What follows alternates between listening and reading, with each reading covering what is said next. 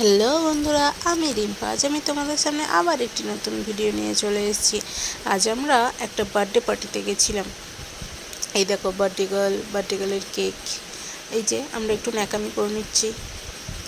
এখানে রান্না হচ্ছে, এই দেখো রান্না, দেখে নাও। এই যে আমাদের রান্নার মেন কী রান্না হয়েছে দেখে নাও। ডাল, মাছ, পায়েস, একটা ছ্যাঁচড়া, চাটনি, ভাত, চিকেন। দেখো চিকেন রান্না হচ্ছে।